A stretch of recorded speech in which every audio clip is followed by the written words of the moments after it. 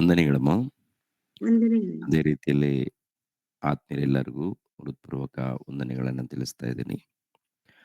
ಎಲ್ಲರೂ ತಲೆ ಬಾಗಿಸಿರಿ, ಪ್ರಾರ್ಥನೆ ಮಾಡಿಕೊಂಡು ದೇವರ ವಾಕ್ಯದಲ್ಲಿ ಹೋಗೋಣ ಪ್ರಿಯರೇ. ನಮ್ಮನ್ನು ಬಹಳವಾಗಿ ಪ್ರೀತಿಸುವಂತ ನಮ್ಮ ತಂದೆಯ ದೇವರೇ, ನಿಮಗೆ ಕೃತಜ್ಞತೆಗಳು, ಸ್ತೋತ್ರಗಳು ತಂದೆ. ಈ ಬೆಳಗಿನ ಜಾವದಲ್ಲಿ ನಿಮ್ಮ ಪಾದದ ಬಳಿಯಲ್ಲಿ ತಂದೆಯ ದೇವರೇ, ಮೊರೆ ಇಡುವಂಥ ಭಾಗ್ಯವನ್ನು, ಪ್ರಾರ್ಥನೆ ಮಾಡುವಂಥ ಭಾಗ್ಯವನ್ನು ಕಲ್ಪಿಸಿಕೊಟ್ಟದಕ್ಕಾಗಿ ಸ್ತೋತ್ರಗಳು. ಅದೇ ರೀತಿಯಲ್ಲಿ ತಂದೆಯ ದೇವರೇ, ಎಲ್ಲ ನಿಮ್ಮ ಮಕ್ಕಳು ಗೂಗಲ್ ಮೀಟ್ ಮೂಲಕ ಸಭೆಯಾಗಿ ಸೇರಿದ್ದಾರೆ. ಎಲ್ಲರನ್ನೂ ತಂದೆಯ ದೇವರೇ ಆಶೀರ್ವದಿಸಿ, ಎಲ್ಲರನ್ನೂ ವಾಕ್ಯದ ಮೂಲಕ ಬಲಪಡಿಸಿ ತಂದೆ. ನಿಮ್ಮ ವಾಕ್ಯದಲ್ಲಿ ಸಂತೋಷ ಇದೆ, ಸಮಾಧಾನ ಇದೆ, ನೆಮ್ಮದಿ ಇದೆ, ಆನಂದ ಇದೆ, ಸಂಪೂರ್ಣ ಇದೆ ತಂದೆ. ನಿಮ್ಮ ವಾಕ್ಯಕ್ಕೆ ಒಳಪಟ್ಟು ಜೀವಿಸಿದಾಗ ನಿತ್ಯ ಜೀವ ಇದೆ, ಪರಲೋಕ ಇದೆ. ಆ ಪರಲೋಕವನ್ನು ಪಡ್ಕೊಳ್ಬೇಕಾದ್ರೆ, ನೀವಿರುವಂತಹ ಮಹಾಲೋಕವನ್ನು, ಪರಲೋಕವನ್ನು ಪಡೆದುಕೊಳ್ಬೇಕಾದ್ರೆ, ಈ ಲೋಕದಲ್ಲಿ ತಂದೆಯ ದೇವರೇ ಒಳ್ಳೆ ಅವಕಾಶವನ್ನು ಕಲ್ಪಿಸಿಕೊಟ್ಟಿದ್ದೀರಾ, ಒಳ್ಳೆ ಮಾರ್ಗವನ್ನು ಕಲ್ಪಿಸಿಕೊಟ್ಟಿದ್ದೀರಾ ತಂದೆ. ನೀವಿರುವಂತಹ ಪರಲೋಕವನ್ನು ಪಡೆದುಕೊಳ್ಳುವಂತೆ ನಮ್ಮೆಲ್ಲರಿಗೆ ಸಹಾಯ ಮಾಡಿ. ನಿಮ್ಮ ವಾಕ್ಯಗಳನ್ನು ಧ್ಯಾನಿಸುವಾಗ, ಬೋಧಿಸುವಾಗ ಪವಿತ್ರಾತ್ಮರ ಸಹಾಯವನ್ನು ದಯಪಾಲಿಸಿ. ಯೇಸು ಪವಿತ್ರ ನಾಮದಲ್ಲಿ ಬೇಡ್ತಾ ಇದ್ದೀನಪ್ಪ ತಂದೆಯೇ, ಆಮೇನ್. ಕರ್ತನಾದ ಯೇಸು ಕ್ರಿಸ್ತರ ನಾಮದಲ್ಲಿ ಆತ್ಮೀಯರೆಲ್ಲರಿಗೂ ಹೃತ್ಪೂರ್ವಕ ವಂದನೆಗಳನ್ನು ತಿಳಿಸ್ತಾ ಇದ್ದೀನಿ. ದೇವರ ಸೇವೆ ಅಂದ್ರೆ ಏನು ಎಂಬ ಅಂಶವನ್ನು ನಿಮ್ಮೊಟ್ಟಿಗೆ ಮಾತನಾಡ್ತಾ ಇದ್ದೀನಿ. ಎಲ್ಲರೂ ಕೂಡ ಶ್ರದ್ಧೆಯಿಂದ ಕೇಳಬೇಕೆಂಬುದಾಗಿ ಪ್ರೀತಿಯಿಂದ ಕೇಳ್ಕೊಳ್ತಾ ಇದ್ದೀನಿ. ದೇವರ ಸೇವೆ ಅಂದ್ರೆ ಏನು? ಪ್ರಿಯರಾದ ದೇವರ ಮಕ್ಕಳಿರ,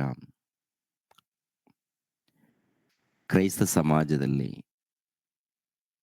ದೇವರ ಮಕ್ಕಳು ಎಂದು ಕರೆಯಲ್ಪಡುತ್ತಿರುವಂತಹ ಕ್ರೈಸ್ತ ಸಮಾಜದಲ್ಲಿ ಕೆಲವರಿಗೆ ಆ ದೇವರ ಸೇವೆ ಏನು ಎಂಬ ಪದಕ್ಕೆ ಅರ್ಥನೂ ಗೊತ್ತಿಲ್ಲ. ಅಂದರೆ ಕೆಲವರು ಫೋನ್ ಮಾಡಿ ಕೇಳುವಂಥದ್ದು ನಡೆದಿದೆ. ಬ್ರದರ್, ಸೇವೆ ಸೇವೆ ದೇವರ ಸೇವೆ ಅಂತ ಹೇಳ್ತೀರಾ, ಸೇವೆ ಮಾಡಬೇಕು ಅಂತ ಹೇಳ್ತೀರಾ. ದೇವರ ಸೇವೆ ಅಂದ್ರೆ ಏನು, ಹೇಗೆ ಮಾಡಬೇಕು, ನಾವು ಮಾಡುವಂಥ ಸೇವೆ ಹೇಗೆ ಅಂತೇಳಿ ಪ್ರಶ್ನೆ ಕೇಳುವಂಥದ್ದು ಇದೆ ಪ್ರಿಯರೇ. ಅದಕ್ಕೆ ಈ ದಿನ ಈ ಒಂದು ಅಂಶವನ್ನ ಮಾತನಾಡ್ತಾ ಇದ್ದೀನಿ. ಪ್ರತಿಯೊಬ್ಬರು ಕೂಡ ವಾಕ್ಯಗಳನ್ನು ಶ್ರದ್ಧೆಯಿಂದ ಕೇಳಬೇಕೆಂಬುದಾಗಿ ಮನವಿ ಮಾಡ್ತಾ ಇದ್ದೀನಿ. ಮೊದಲನೇದಾಗಿ, ದೇವರ ಸೇವೆಯನ್ನು ಮಾಡುವವರು, ದೇವರ ಸೇವೆಯನ್ನು ಮಾಡುವವರು ಯಾರಂತ ನೋಡುವಾಗ, ಕೀರ್ತನೆ ಗ್ರಂಥ 103ನೇ ಅಧ್ಯಾಯ, ಕೀರ್ತನೆ ಗ್ರಂಥ 103ನೇ ಅಧ್ಯಾಯ 19ನೇ ವಚನವನ್ನು ನೋಡೋಣ ಪ್ರಿಯರೇ. 19ನೇ ವಚನವನ್ನು, 103:19. ಯೆಹೋವನು ಮೇಲಣ ಲೋಕದಲ್ಲಿ ತನ್ನ ಸಿಂಹಾಸನವನ್ನು ಸ್ಥಾಪಿಸಿದ್ದಾನೆ, ಆತನು ಸಮಸ್ತವನ್ನು ಆಳುತ್ತಾನೆ. 20:21. ದೇವದೂತರೇ, ಆತನ ಶಬ್ದಕ್ಕೆ ಕಿವಿಗೊಡುವವರೇ, ಆತನ ಆಜ್ಞೆಯನ್ನು ನೆರವೇರಿಸುವ ಪರಾಕ್ರಮಶಾಲಿಗಳೇ, ಯೆಹೋವನನ್ನು ಕೊಂಡಾಡಿರಿ. ಆತನ ಸೈನ್ಯಗಳೇ, ಆತನ ಮೆಚ್ಚಿಕೆಯನ್ನು ನೆರವೇರಿಸುವ ಸೇವಕರೇ, ಯೆಹೋವನನ್ನು ಕೊಂಡಾಡಿರಿ. ಆತನ ರಾಜ್ಯದ ಸಾಕ್ಬಿಡಿ. ಇಲ್ಲಿ ಗಮನಿಸಬೇಕು, ಯೆಹೋವನು ಮೇಲಣ ಲೋಕದಲ್ಲಿ ತನ್ನ ಸಿಂಹಾಸನವನ್ನು ಸ್ಥಾಪಿಸಿದ್ದಾನೆ. ಆತನು ಸಮಸ್ತವನ್ನು ಆಳುತ್ತಾನೆ. ದೇವದೂತರೇ ಆತನ ಶಬ್ದಕ್ಕೆ ಕಿವಿಗೊಡುವವರೇ, ಆತನ ಆಜ್ಞೆಗಳನ್ನು ನೆರವೇರಿಸುವ ಪರಾಕ್ರಮಶಾಲಿಗಳೇ, ಯೆಹೋವನನ್ನ ಕೊಂಡಾಡಿರಿ. ಆತನ ಸೈನ್ಯಗಳೇ, ಆತನ ಮೆಚ್ಚಿಕೆಯನ್ನು ನೆರವೇರಿಸುವ ಸೇವಕರೇ, ಯೆಹೋವನನ್ನು ಕೊಂಡಾಡಿರಿ. ಅಂದ್ರೆ ಈ ವಚನದ ಪ್ರಕಾರ ನೋಡುವಾಗ ಪ್ರಿಯರಾದ ದೇವರ ಮಕ್ಕಳಿರ, ಈ ಸರ್ವ ಸೃಷ್ಟಿ ಇದೆ ನೋಡಿ. ಸರ್ವ ಸೃಷ್ಟಿ, ಈ ಸೃಷ್ಟಿ ಹಿಂದೆ ದೇವದೂತರು ಇದ್ದಾರೆ. ಸೃಷ್ಟಿ ಹಿಂದೆ ದೇವದೂತರು. ಈ ದೇವದೂತರಿಗೆ ದೇವರ ಸೇವಕರು ಎಂದು ಕರೆಯಲ್ಪಟ್ಟಿದ್ದಾರೆ. ದೇವರ ಸೇವಕರು, ದೇವದೂತರಿಗೆ ದೇವರ ಸೇವಕರು ಎಂದು. ದೇವರ ಸೇವಕರಾಗಿರುವಂತ ಇವರು ಸೇವೆ ಮಾಡ್ತಾ ಇದ್ದಾರೆ. ಹೇಗೆ ಅಂತ ನೋಡುವಾಗ ದೇವರನ್ನ ಕೊಂಡಾಡ್ತಾ ಇದ್ದಾರೆ ಅಂತ ನೋಡ್ತೀವಿ. ದೇವರನ್ನ ಕೊಂಡಾಡುವಂಥದ್ದು, ದೇವರನ್ನು ಘನಪಡಿಸುವಂಥದ್ದು ಅಂದ್ರೆ ದೇವರು ಹೇಳಿರುವಂತ ಮಾತುಗಳನ್ನ ಕೇಳಿ ಅದರ ಪ್ರಕಾರ ನಡೆದುಕೊಳ್ಳುವಂಥದ್ದು ಅಂತ ಅರ್ಥ. ದೇವದೂತರು ಸೇವೆ ಮಾಡ್ತಾ ಇದ್ದಾರಂದ್ರೆ ದೇವರು ನೇಮಿಸಿರುವಂತ ಕೆಲಸವನ್ನ ಅವ್ರು ಮಾಡ್ತಾರೆ. ದೇವರು ಏನ್ ಕೆಲಸ ನೇಮಿಸಿದ್ದಾರೋ ಆ ಕೆಲಸವು ಅವರು ಮಾಡುವಂಥದ್ದು ನೋಡ್ತೀವಿ ಪ್ರಿಯರೇ. ದೇವರು ನೇಮಿಸಿರುವಂತ ಕೆಲಸ. ಅದಕ್ಕೆ ಪ್ರಿಯರ ದೇವರ ಮಕ್ಕಳಿರ, ಸೂರ್ಯ, ಚಂದ್ರ, ನಕ್ಷತ್ರಗಳು, ಗಾಳಿ, ನೀರು, ಬೆಂಕಿ, ಈ ಪ್ರಕೃತಿಯಲ್ಲಿರುವಂತಹ ಗಿಡಗಳು, ಮರಗಳು, ಜೀವರಾಶಿಗಳು, ಇವೆಲ್ಲವನ್ನು ಕೂಡ ಗಮನಿಸುವಾಗ ಇವೆಲ್ಲವೂ ಸೇವೆ ಮಾಡ್ತಾ ಇವೆ. ದೇವರಿಗೆ ಒಳಪಡ್ತಾ ಇವೆ. ದೇವರ ಮಾತನ್ನ ಕೇಳಿ ದೇವರ ಮಾತಿಗೆ ವಿಧೇಯರಾಗಿ ದೇವರು ಹೇಳಿರುವಂತ, ನೇಮಿಸಿರುವಂತ ಕಟ್ಟಳೆಗಳಿಗೆ ಒಳಪಟ್ಟು ಏನ್ರಿ ಅವೆಲ್ಲವೂ ಸೇವೆ ಮಾಡ್ತಾ ಇವೆ. ದೇವದೂತರು ಸೇವೆ ಮಾಡ್ತಾ ಇದ್ದಾರೆ. ದೇವದೂತರು ಸೇವೆ ಹೇಗೆ, ಯಾರಿಗೆ ಮಾಡ್ತಾ ಇದ್ದಾರೆ ಅಂತ ನೋಡುವಾಗ ದೇವರು ಹೇಳಿರುವಂತ ಕೆಲಸ ಅವ್ರು ಮಾಡ್ತಾ ಇದ್ದಾರೆ. ತನ್ನ ಮಕ್ಕಳಿಗೆ, ನಮಗೆ ಸೇವೆ ಮಾಡ್ತಾ ಇದ್ದಾರೆ. ತನ್ನ ಮಕ್ಕಳಾಗಿರುವಂತ ನಮಗೆ ಸೇವೆ ಇದು ನಡೀತಾ ಇದೆ. ದೇವರ ದೂತರ ಮೂಲಕ, ದೇವದೂತರ ಮೂಲಕ, ಅವ್ರ ಮೂಲಕ ಸೇವೆ. ಇವಾಗ ನಮ್ಮ ಮೂಲಕ ದೇವರ ಸೇವೆ ನಡಿಬೇಕು. ದೇವದೂತರ ಮೂಲಕ ದೇವರ ಸೇವೆ ನಡೀತಾ ಇದೆ. ದೇವರು ಏನು ನೇಮಿಸಿದ್ದಾರೋ ಆ ಕೆಲಸ ಅವರೆಲ್ಲರೂ ಮಾಡ್ತಾ ಇದ್ದಾರೆ. ಈಗ ನಮ್ಮ ಮೂಲಕ ದೇವರ ಸೇವೆ ನಡಿಬೇಕು ಅಂತ ಇರುತ್ತೆ. ನಮ್ಮ ಮೂಲಕ ಸೇವೆ ಹೇಗೆ ನಡೆಯುತ್ತೆ? ದೇವರ ಸೇವೆ ಹೇಗೆ ನಡೆಯುತ್ತೆ? ಈಗ ಅನ್ಯರ ಸಮಾಜದಲ್ಲಿ ಒಂದ್ಸಾರಿ ಗಮನಿಸುವಾಗ, ಅನ್ಯರ ಸಮಾಜದಲ್ಲಿ ಅವರವರ ಭಕ್ತಿಯಿಂದ ಸೇವೆ ಮಾಡೋದಕ್ಕೆ ಏನ್ ತರ್ತಾರಂತ ನೋಡುವಾಗ, ಹಣ್ಣುಗಳು, ಹಂಪಲಗಳು, ಇಲ್ಲಾಂದ್ರೆ ಹೂಗಳು, ವಸ್ತ್ರಗಳು, ಇಲ್ಲಾಂದ್ರೆ ಯಾವುದೋ ಒಂದು ಪದಾರ್ಥಗಳು, ದವಸ ಧಾನ್ಯಗಳು, ದವಸ ಧಾನ್ಯಗಳ ಮೂಲಕ, ವಸ್ತ್ರಗಳ ಮೂಲಕ, ಹಣ್ಣು ಹಂಪಲಗಳ ಮೂಲಕ ದೇವರಿಗೆ ಸಮರ್ಪಣೆ ಮಾಡಿ, ಇದು ನಾವು ದೇವರ ಸೇವೆ ಮಾಡ್ತಾ ಇದ್ದೀವಿ ಅಂತೇಳಿ ಅವ್ರು ಹೇಳ್ಕೊಡ್ತಾರೆ. ಅಂದ್ರೆ ದೇವರಿಗೆ ಏನಪ್ಪಾ ಅಂದ್ರೆ ಪೂಜೆ ಮಾಡ್ತೀವಿ, ಇಲ್ಲ ಆರಾಧನೆ ಮಾಡ್ತೀವಿ, ಇಲ್ಲ ಅಂದ್ರೆ ದೇವ್ರಿಗೋಸ್ಕರ ನಾವು ಇದನ್ನ ಮಾಡ್ತಾ ಇದೀವಿ, ಇದು ನಾವು ಸೇವೆ ಮಾಡುವಂಥದ್ದು ಅಂತೇಳಿ ಅವ್ರು ಮಾಡುವಂಥದ್ದು. ಅದೇ ಪ್ರಕಾರ ನಮ್ಮ ಕ್ರೈಸ್ತರಲ್ಲಿ ಕೂಡ ಏನ್ ನಡೀತಾ ಇದೆ ಅಂತ ನೋಡುವಾಗ, ನಮ್ಮ ಕ್ರೈಸ್ತರಲ್ಲಿ ಕೆಲವು ಸಭೆಗಳಲ್ಲಿ ಆಚಾರಗಳು ನಡೀತಾ ಇರುತ್ತೆ. ಅವರವರ ಅನುಕೂಲ ಪ್ರಕಾರ. ಅಂದ್ರೆ ಹಳೆ ಒಡಂಬಡಿಕೆಯಲ್ಲಿ ಯಜ್ಞ ಅರ್ಪಿಸುವಂಥದ್ದು, ಬಲಿ ಕೊಡುವಂಥದ್ದು, ಕೆಲವು ಆಚಾರಗಳಿರುತ್ತೆ. ಈ ಹಳೆ ಒಡಂಬಡಿಕೆಯಲ್ಲಿ ಕೆಲವು ವಿಷಯಗಳನ್ನ ಆಧಾರ ಮಾಡಿಕೊಂಡು ಏನ್ ಮಾಡ್ತಾರೆ ಅಂತ ನೋಡುವಾಗ, ಪೂಜೆಗಳು ಇಲ್ಲಾಂದ್ರೆ ಆರಾಧನೆ, ದೇವರ ಸೇವೆ ಅಂತೇಳಿ ಹೇಳ್ಕೊಂಡು ನಡೆಸ್ತಾ ಇರ್ತಾರೆ. ದೊಡ್ಡ ದೊಡ್ಡ ಸಭೆಗಳಲ್ಲಿ, ಚರ್ಚ್‌ಗಳಲ್ಲಿ ವಸ್ತ್ರಗಳು, ಆಮೇಲೆ ಸೇವೆ ಮಾಡುವಂತ ವಿಧಾನ, ಇದು ದೇವರ ಸೇವೆ ಅಂತೇಳಿ ಹೇಳ್ಕೊಳ್ತಾರೆ. ದೇವರ ಸೇವೆ ಅಂತೇಳಿ ಅವರು ಮಾತನಾಡ್ಕೊಳ್ತಾರೆ. ಆದ್ರೆ ತಂದೆಯಾದ ದೇವರು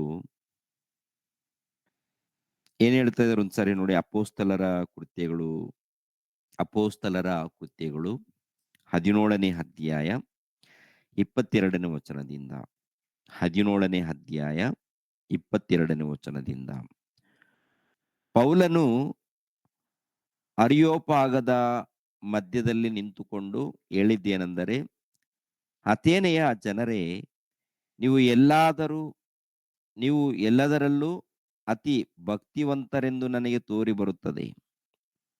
ನಾನು ನಿಮ್ಮ ಪಟ್ಟಣದಲ್ಲಿ ತಿರುಗಾಡುತ್ತಾ ನೀವು ಪೂಜಿಸುವ ದೇವತಾ ಪ್ರತಿಮೆಗಳನ್ನು ಚೆನ್ನಾಗಿ ನೋಡುತ್ತಾ ಇದ್ದಾಗ ಒಂದು ಬಲಿಪೀಠವು ನನ್ನ ಆದರೆ ಕಣ್ಣಿಗೆ ಬಿತ್ತು, ಅದರ ಮೇಲೆ ತಿಳಿಯದ ದೇವರಿಗೆ ಎಂದು ಬರೆದಿತ್ತು. ಆದ ಕಾರಣ ನೀವು ಯಾವುದನ್ನು ತಿಳಿಯದೆ ಪೂಜಿಸುತ್ತೀರೋ ಅದನ್ನೇ ನಿಮಗೆ ತಿಳಿಯಪಡಿಸುತ್ತೇನೆ, ಕೇಳಿರಿ ಅಂತ ಹೇಳ್ತಾರೆ. ಏನ್ರಿ? 22, 23ನೇ ವಚನವನ್ನು ಓದಿದ್ದೇವೆ. 22, 23ನೇ ವಚನವನ್ನ ಇವಾಗ ನಾವು ಓದಿದ್ದೀವಿ. ಅಂದ್ರೆ ಅಥೇನೆ ಪಟ್ಟಣದಲ್ಲಿ ಇದ್ದಂತ ಜನರು ಎಲ್ಲಾ ರೀತಿಯಲ್ಲಿ ಅವರಿಗೆ ಅನುಕೂಲವಾದಂತ ರೀತಿಯಲ್ಲಿ ಪೂಜೆಗಳು, ಪುರಸ್ಕಾರಗಳು ನಡೀತಾ ಇದೆ. ಅಂದ್ರೆ ಅನೇಕ ದೇವತೆಗಳ ಹೆಸರುಗಳ ಮೇಲೆ, ದೇವರುಗಳ ಹೆಸರುಗಳ ಮೇಲೆ ಪೂಜೆಗಳು, ಆರಾಧನೆಗಳು ನಡೀತಾ ಇದ್ದಾರೆ. ಸೇವೆ ಮಾಡ್ತಾ ಇದ್ದಾರೆ ಒಂದು ರೀತಿಯಲ್ಲಿ. ಕೊನೆಯದಾಗಿ ಇನ್ನೊಂದು ವಿಗ್ರಹವನ್ನ ಏರ್ಪಾಟ್ ಮಾಡಿದ್ದಾರೆ. ಇನ್ನೊಂದು ವಿಗ್ರಹ ಏನಪ್ಪಾ ಅಂತ ನೋಡುವಾಗ ಒಂದು ಬಲಿಪೀಠವನ್ನು ಏರ್ಪಾಟ್ ಮಾಡಿದ್ದಾರೆ. ಒಂದು ಯಜ್ಞಪೀಠವನ್ನು. ಅಲ್ಲಿ ಒಂದು ಏನ್ ಬರೆದಿದ್ದಾರೆ ಅಂತ ನೋಡುವಾಗ, ತಿಳಿಯದ ದೇವರಿಗೆ ಅಂತ ಬರೆದಿದ್ದಾರೆ. ಅಂದ್ರೆ ಅವರು ಮಾಡಿಕೊಂಡಿರುವಂತ ಎಲ್ಲಾ ದೇವತೆಗಳಿಗೆ ಸೇವೆ ಮಾಡುವಂಥದ್ದು, ಅಂದ್ರೆ ಅವ್ರು ಮೆಚ್ಚುವಂಥದ್ದು ಪೂಜೆಗಳು, ಪುರಸ್ಕಾರಗಳು ಏನೇನ್ ಮಾಡ್ಬೇಕು ಮಾಡ್ತಾರೆ. ಇನ್ನೊಂದು ಅವ್ರು ಏನ್ ಮಾಡಿದ್ದಾರೆ ಅಂತ ನೋಡುವಾಗ, ನಮಗೆ ತಿಳಿಯದ ಒಬ್ಬರು ದೇವರು, ಇನ್ನೊಬ್ರು ಯಾರಾದ್ರೂ ಇದ್ದಾರೆ ತಿಳಿಯದ ದೇವರು ಅಂದ್ರೆ ಇದ್ರೆ ಅವರು ಕೂಡ ನಾವು ಪೂಜೆ ಮಾಡ್ತಿದೀವಿ ಅಂತೇಳಿ ಒಂದು ಬಲಿಪೀಠ ಕಟ್ಕೊಂಡಿದ್ದಾರೆ. ಅದನ್ನ ಗಮನಿಸಿ ಅಪೊಸ್ತಲನಾಗಿರುವಂತ ಪೌಲನು ಹೇಳುವಂತ ಮಾತೇನಂತ ನೋಡುವಾಗ, ಅಥೇನೆ ಪಟ್ಟಣದವರೇ, ನೀವು ಒಂದು ಬಲಿಪೀಠವನ್ನು ಕಟ್ಟಿ ಅದರಲ್ಲಿ ಒಂದು ವಾಕ್ಯವನ್ನು, ಒಂದು ವಚನವನ್ನು ಬರ್ದಿದ್ದೀರಾ. ತಿಳಿಯದೆ ದೇವರಿಗೆ ನಾವು ಆರಾಧನೆ ಮಾಡ್ತಾ ಇದ್ದೀವಿ ಅಂತೇಳಿ, ಆ ದೇವರನ್ನ ಕುರಿತು ನಾನು ತಿಳಿಸ್ತಾ ಇದ್ದೀನಿ, ಕೇಳಿ ಅಂತ. ಏನಿದೆ ಅಂತ ನೋಡುವಾಗ 23ನೇ ವಚನ, ನಾನು ನಿಮ್ಮ ಪಟ್ಟಣದಲ್ಲಿ ತಿರುಗಾಡುತ್ತಾ ನೀವು ಪೂಜಿಸುವ ದೇವತಾ ಪ್ರತಿಮೆಗಳನ್ನು ಚೆನ್ನಾಗಿ ನೋಡುತ್ತಾ ಇದ್ದಾಗ ಒಂದು ಬಲಿಪೀಠವು ನನ್ನ ಕಣ್ಣಿಗೆ ಬಿತ್ತು, ಅದರ ಮೇಲೆ ತಿಳಿಯದ ದೇವರಿಗೆ ಎಂದು ಬರೆದಿತ್ತು. ತಿಳಿಯದೆ ದೇವರಿಗೆ ಎಂದು ಬರೆದಿತ್ತು. ಆದ ಕಾರಣ ನೀವು ಯಾವುದನ್ನು ತಿಳಿಯದೆ ಪೂಜಿಸುತ್ತೀರೋ ಅದನ್ನೇ ನಿಮಗೆ ತಿಳಿಯಪಡಿಸುತ್ತೇನೆ, ಕೇಳಿರಿ.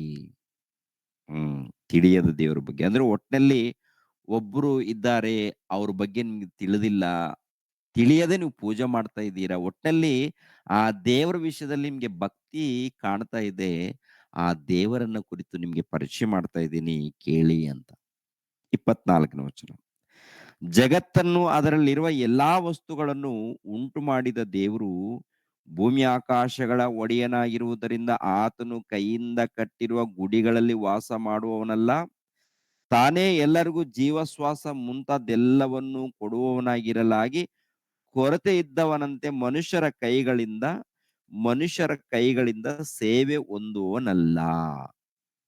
ಮನುಷ್ಯರ ಕೈಯಿಂದ ಸೇವೆ ಹೊಂದುವವನಲ್ಲ ಅಂತ ಇರುತ್ತೆ.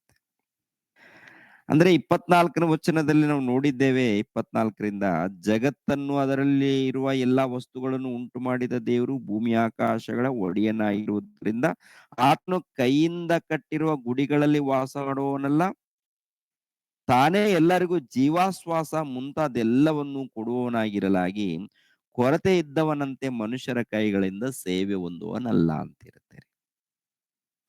ಮನುಷ್ಯರ ಕೈಯಿಂದ ಸೇವೆ ಹೊಂದುವನಲ್ಲ ಅಂದ್ರೆ ಆ ಸೃಷ್ಟಿಕರ್ತನ ಟೋಟಲ್ ಜಗತ್ತನ್ನು ಅದರಲ್ಲಿರುವಂತ ಪ್ರತಿಯೊಂದನ್ನು ಉಂಟು ಮಾಡಿದ್ದಾರೆ. ಉಂಟು ಮಾಡಿರುವಂತ ದೇವರು ಮಹಾಶಕ್ತನು. ಆತನಿಗೆ ನೀವು ಏನನ್ನ ಕೊಟ್ಟು ನೀವು ಸೇವೆ ಮಾಡ್ತೀರಾ? ಹಣ್ಣುಗಳನ್ನು, ಹಂಪಲಗಳನ್ನು, ಹೂಗಳನ್ನು ಕೊಟ್ಟು ನೀವು ಸೇವೆ ಮಾಡ್ತೀರಾ? ಅಂತ ಸೇವೆ ದೇವರು ಇಷ್ಟಪಡಲ್ಲ ಅಂತ ಹೇಳ್ತಾರೆ. ಹಣ್ಣುಗಳು, ಹಂಪಲಗಳು, ದವಸ ಧಾನ್ಯಗಳು, ಹೂಗಳು ಇವೆಲ್ಲವೂ ಕೂಡ ನಾನೇ ನಿಮ್ಗೆ ಕೊಟ್ಟಿದ್ದೇನೆ ಅಂತ ಹೇಳ್ತಾರೆ.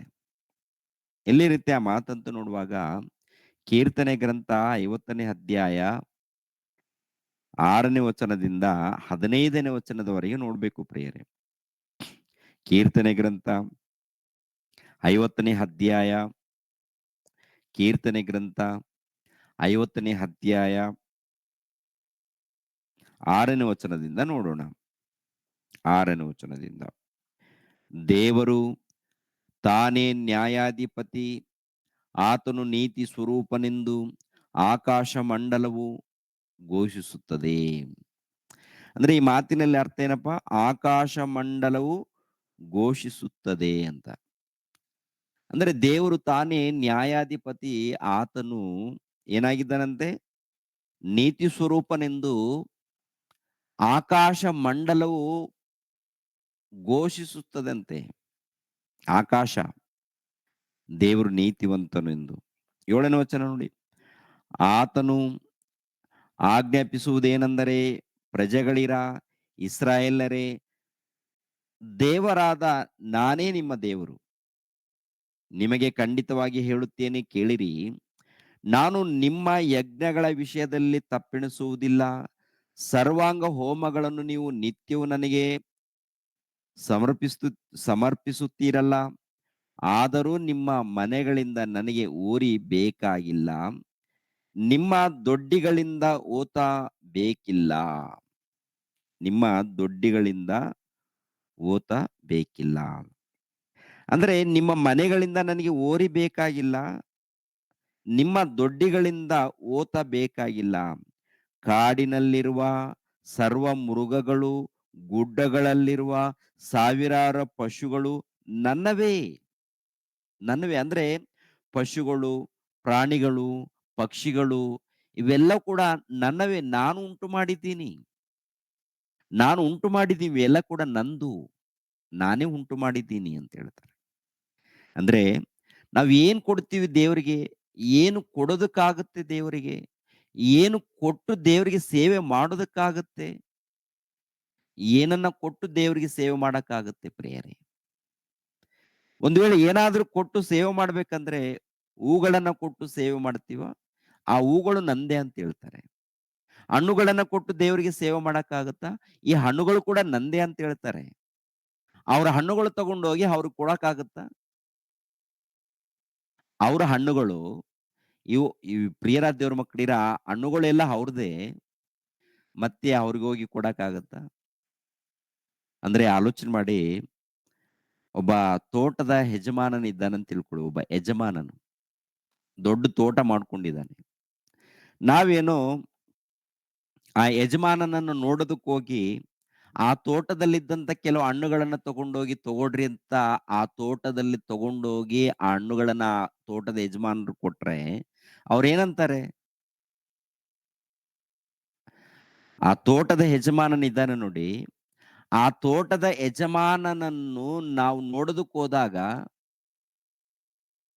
ಆ ತೋಟದಲ್ಲಿದ್ದಂತ ಹಣ್ಣುಗಳನ್ನು, ಹಂಪಲುಗಳನ್ನು ಸ್ವಲ್ಪ ತಗೊಂಡೋಗಿ ನಾವು ಕೊಟ್ಟಾಗ ಏನಂತಾನೆ ಆತ? ನಗ್ತಾನ? ನೋಡಿ ನಗುತ್ತಾನ? ಏನ್ ಮಾಡ್ತಾನೆ?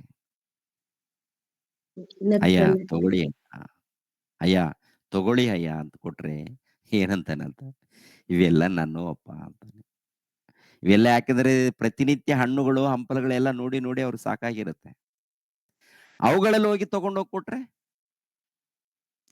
ಅವ್ರನ್ನ ಮೆಚ್ಚಿಸ್ಬೇಕಾದ್ರೆ ಅವರನ್ನ ಮೆಚ್ಚಿಸ್ಬೇಕಾದ್ರೆ ಅವ್ರಿಗೆ ಬೇಕಾದದ್ದನ್ನ ಕೊಡ್ಬೇಕಾಗತ್ತೆ. ಅವರನ್ನ ಮೆಚ್ಚಿಸ್ಬೇಕಾದ್ರೆ ಅವ್ರಿಗೆ ಇಷ್ಟವಾದದ್ದನ್ನ ಕೊಡ್ಬೇಕಾಗತ್ತೆ.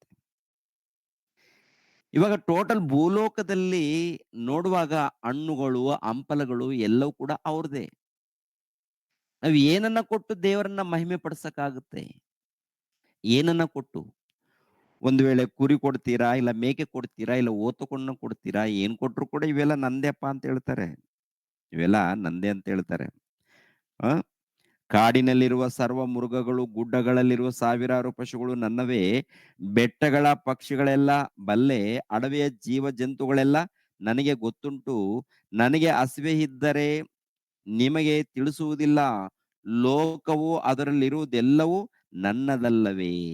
ನನ್ನದಲ್ಲವೇ? ಲೋಕದಲ್ಲಿ ಇರುವಂತದ್ದು ಎಲ್ಲವೂ ನನ್ನದೇ. ಆಗಿರುವಾಗ ನೀವು ಯಾವುದ್ರ ಮೂಲಕ ನನ್ನನ್ನ ಘನಪಡಿಸ್ತೀರಾ? ಏನನ್ನ ಕೊಟ್ಟು ನೀವು ನನಗೆ ಏನನ್ನ ಕೊಟ್ಟು ನೀವು ನನ್ನನ್ನ ಮಹಿಮೆ ಪಡಿಸ್ತೀರಾ? ಹಣ್ಣುಗಳನ್ನು ಕೊಟ್ಟಾ? ಹಂಪಲಗಳನ್ನು ಕೊಟ್ಟಾ? ಏನ್ರಿ ಹಣ್ಣುಗಳು, ಹಂಪಲುಗಳು ಏನ್ ತಗೊಂಡೋಗಿ ಕೊಟ್ರೆ ಈ ಸೇವಕರು ಸಂತೋಷ ಪಡ್ಬೋದು. ಯಾಕಂದ್ರೆ ಸೇವಕರು ಒಂದ್ ವೇಳೆ ಕಷ್ಟದಲ್ಲಿ, ಬಾಧೆಯಲ್ಲಿ ಇರ್ಬೋದು. ಅವ್ರು ಕೊಟ್ರೆ ಅವ್ರು ಸಂತೋಷ ಪಡುವುದು. ಅವ್ರು ನಿಮ್ಗೋಸ್ಕರ ಪ್ರಾರ್ಥನೆ ಮಾಡ್ಬೋದು. ಇರ್ಲಿ, ಅದು ತೊಂದರೆ ಇಲ್ಲ. ಆದ್ರೆ ಇವಾಗ ದೇವರ ಸೇವೆ ನಡಿಬೇಕಂತೆ. ದೇವರ ಸೇವೆ ಅಂದ್ರೆ ಏನಪ್ಪಾ? ದೇವರ ಸೇವೆ ಅಂದ್ರೆ ಏನು? ತುಂಬಾ ಜನ ಪ್ರಿಯರ ದೇವ್ರ ಮಕ್ಕಳಿರ ಸೇವಕರು ದಾರಿ ತಪ್ಪಿಸ್ತಾ ಇರ್ತಾರೆ. ತುಂಬಾ ಜನ ಸೇವಕರಿದ್ದಾರಲ್ಲ, ದಾರಿ ತಪ್ಪಿಸ್ತಾ ಇದ್ದಾರೆ. ವಿಶ್ವಾಸಿಗಳು ಯಾರಪ್ಪ ಅಂತ ನೋಡುವಾಗ ದೇವರ ಸ್ವಕೀಯ ಪ್ರಜೆಗಳು. ಭೂಮಿ ಮೇಲೆ ಮಾನವರೆಲ್ಲರೂ ದೇವರ ಮಕ್ಕಳು. ದೇವರ ಮಕ್ಕಳಾಗಿರುವಾಗ ಆ ಮಕ್ಕಳಿಗೆ ಏನ್ರಿ ಯಥಾರ್ಥವಾದಂತ ಮಾರ್ಗವನ್ನು ತೋರಿಸ್ಬೇಕು. ಸತ್ಯವಾದಂತ ಮಾರ್ಗವನ್ನ ತೋರಿಸ್ಬೇಕು. ಮಾರ್ಗವನ್ನು ತೋರಿಸ್ತೀವಿ, ದೇವರ ಮಾರ್ಗವನ್ನ ತೋರಿಸ್ತೀವಿ, ದೇವರ ನಿತ್ಯ ಜೀವದ ಮಾರ್ಗವನ್ನು ತೋರಿಸ್ತೀವಿ ಅಂತೇಳಿ ಅದನ್ನ ನೆಪ ಮಾಡಿ ಇವ್ರು ಬಳಸ್ಕೊಳ್ತಾ ಇರ್ತಾರೆ ತಮ್ಮ ಸ್ವಾರ್ಥಕ್ಕಾಗಿ. ಹಣವನ್ನು ಇಲ್ಲಾಂದ್ರೆ ಯಾವುದೊಂದು ಕೆಲಸದಗೋಸ್ಕರ ಏನ್ರಿ ತಮ್ಮ ಸ್ವಾರ್ಥಕ್ಕಾಗಿ ಬಳಸ್ಕೊಳ್ತಾರೆ. ಅಂತ ಸೇವಕರು ಪ್ರಪಂಚ ದೇಶದಲ್ಲಿದ್ದಾರೆ. ಒಳ್ಳೆಯವರಿದ್ದಾರೆ. ಒಳ್ಳೆಯವ್ರ ಬಗ್ಗೆ ನಾನು ಹೇಳ್ತಾ ಇಲ್ಲ. ಒಳ್ಳೆಯವರು ನಿಸ್ವಾರ್ಥದಿಂದ ಸೇವೆ ಮಾಡುವಂತರಿದ್ದಾರೆ. ಅಂಥವ್ರಿಗೋಸ್ಕರ ಪ್ರತಿಯೊಬ್ಬರು ಪ್ರಾರ್ಥನೆ ಮಾಡಬೇಕು. ಅಂಥವ್ರಿಗೆ ಖಂಡಿತವಾಗಿ ಸಹಾಯ ಮಾಡಬೇಕು. ಆದರೆ ಸ್ವಾರ್ಥದಗೋಸ್ಕರ ಸೇವೆ ಮಾಡ್ತಾರೆ. ದೇವ್ರಿಗೋಸ್ಕರ ಅಲ್ಲ, ಹೊಟ್ಟೆಗೋಸ್ಕರ, ತಮ್ಮ ಕುಟುಂಬದಗೋಸ್ಕರ. ಅದಲ್ಲ ಪ್ರಿಯರೇ. ತುಂಬಾ ಮೋಸ ನಡೀತಾ ಇರತ್ತೆ.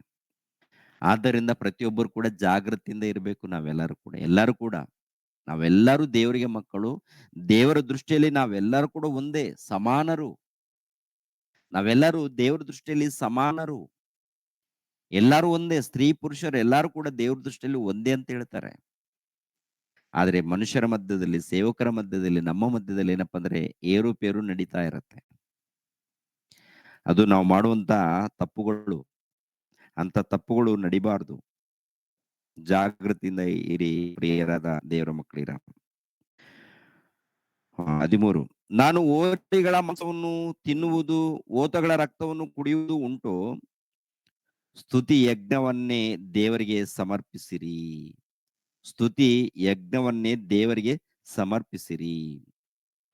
ಮಾಡಿದ ಹರಿಕೆಗಳನ್ನ ಮಾಡಿದ ಹರಕೆಗಳನ್ನು ಪರತನಿಗೆ ಸಲ್ಲಿಸಿರಿ.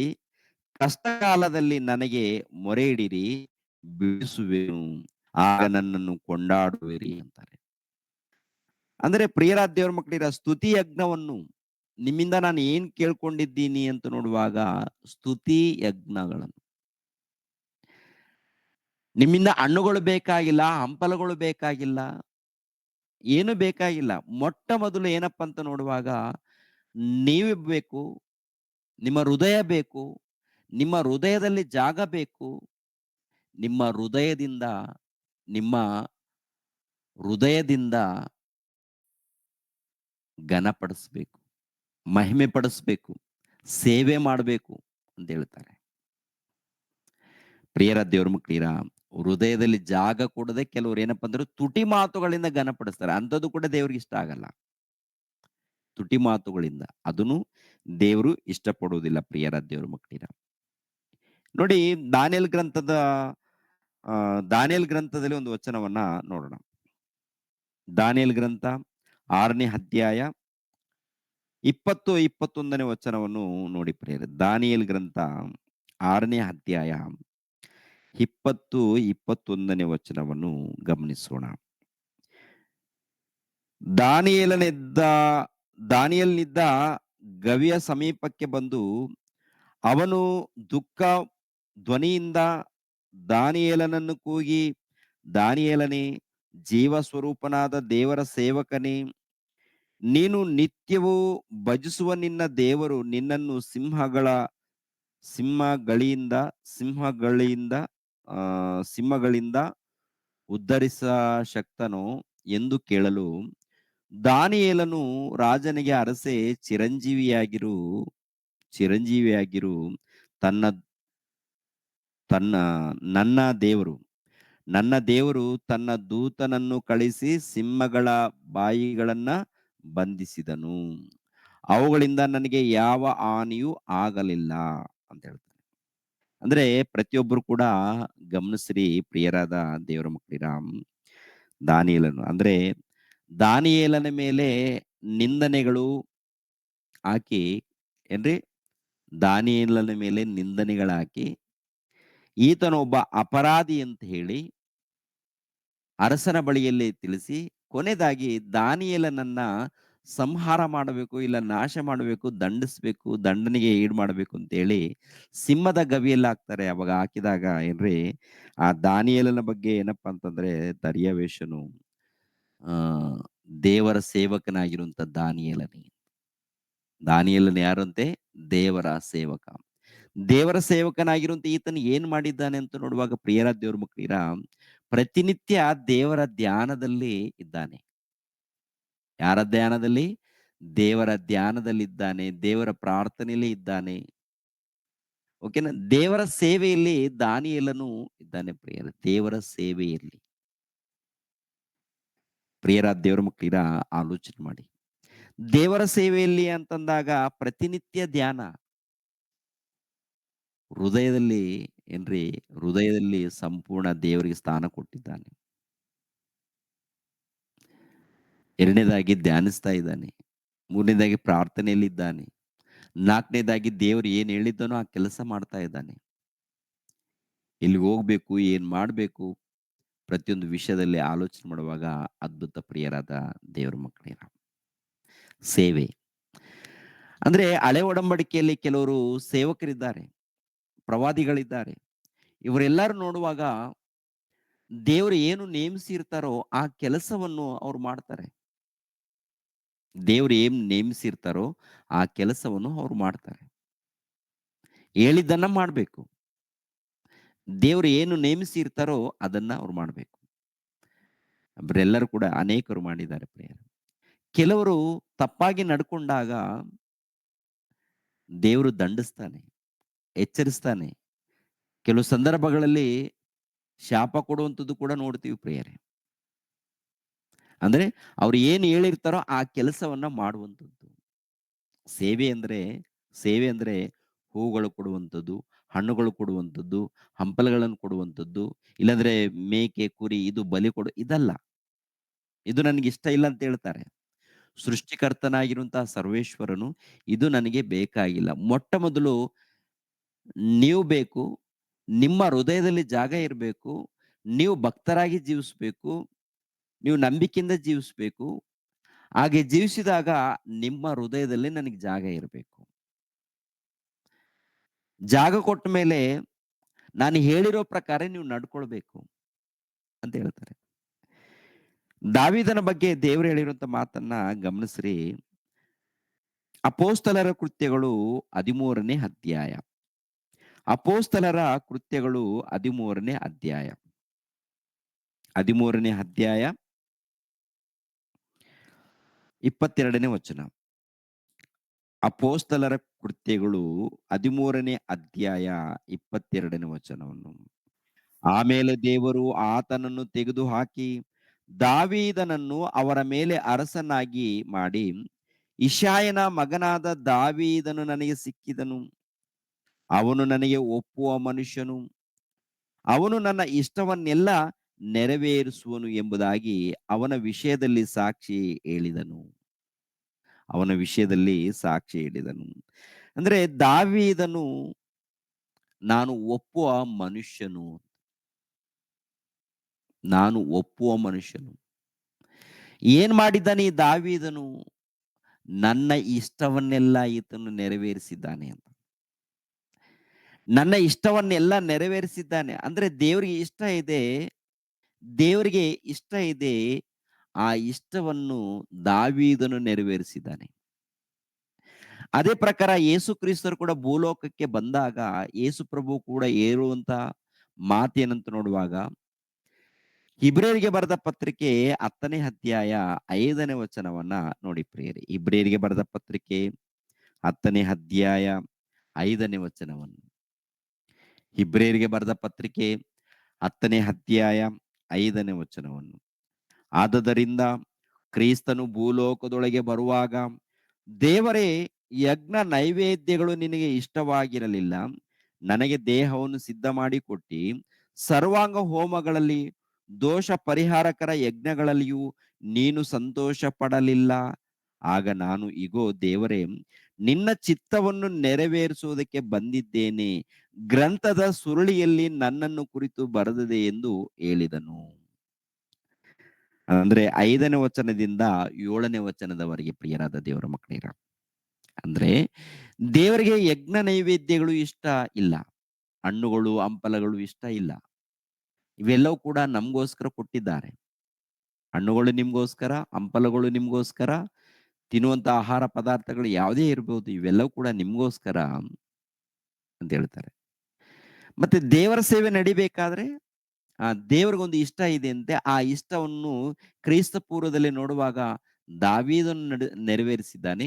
ಅದೇ ಪ್ರಕಾರ 1ನೇ ಶತಮಾನದಲ್ಲಿ ಯೇಸು ಕ್ರಿಸ್ತರು ಕೂಡ ಪರಲೋಕದಿಂದ ಭೂಲೋಕಕ್ಕೆ ಬರುವಾಗ ಹೇಳಿರುವಂತ ಮಾತೇನಪ್ಪ ಅಂತ ನೋಡುವಾಗ, ತಂದೆ, ನಿಮ್ಮ ಇಷ್ಟವನ್ನ ನೆರವೇರಿಸೋದಕ್ಕೆ ನಾನು ಬಂದಿದ್ದೇನೆ ಅಂತ ಹೇಳ್ತಾರೆ ಪ್ರಿಯರೇ.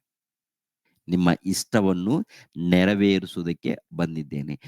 ದೇವರ ಇಷ್ಟವನ್ನು ನೆರವೇರಿಸುವುದಕ್ಕೆ ಬಂದಿದ್ದಾರೆ. ದೇವರ ಇಷ್ಟವನ್ನು ನೆರವೇರಿಸುವುದಕ್ಕೆ ಬಂದಿರುವಂತ ಈತನನ್ನ ಕುರಿತು ಏನು ಬರೆಯಲ್ಪಟ್ಟಿದೆ ಒಂದ್ಸರಿ ನೋಡಿ. ಅಪೋಸ್ತಲರ ಕೃತ್ಯಗಳು 3ನೇ ಅಧ್ಯಾಯ, ಅಪೋಸ್ತಲರ ಕೃತ್ಯಗಳು 3ನೇ ಅಧ್ಯಾಯ 26ನೇ ವಚನವನ್ನು ನೋಡಿ ಪ್ರಿಯರೇ. ಅಪೋಸ್ತಲರ ಕೃತ್ಯಗಳು 3ನೇ ಅಧ್ಯಾಯ 26ನೇ ವಚನ. 3:26.